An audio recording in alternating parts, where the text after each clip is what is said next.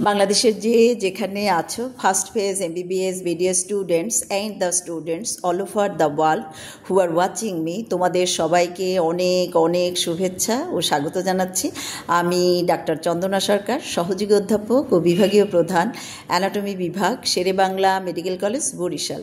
আমাদের আজকের topic MRI of the brain mid sagittal section. তো শুরু করি। দেখো, this is the MRI of the brain mid sagittal section. তোমাকে ফার্স্ট কোশ্চেন যেটা করা হবে, what is the modality of the image? উত্তরটা কি? This is the MRI of the brain mid sagittal section. পরের question, which surface of the brain is visualised? Medial surface of the brain is visualised. এরপর দেখো, তোমাকে জিজ্ঞেস করা হবে, what are the hyper intense structures, what are the hypo intense structures and what are the আইসো intense structures. তাহলে প্রথমে আমরা হাইপার ইন্টেন্স স্ট্রাকচারগুলো দেখি। দেখো, this is the corpus callosum hyper intense structures, mid brain, pons, medulla, spinal cord, cerebellum, body of the sphenoid, pituitary gland. These are the hyperintense structures.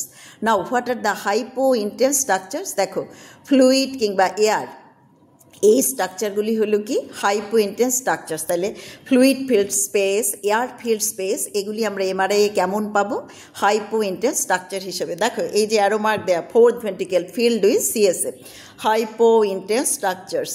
Cerebral aqueduct filled with CSF, hypointense structures. This is the third ventricle filled with CSF, hypointense structures. Not only that, দেখো এইগুলো হলো কি sulci filled with CSF, hypointense structures.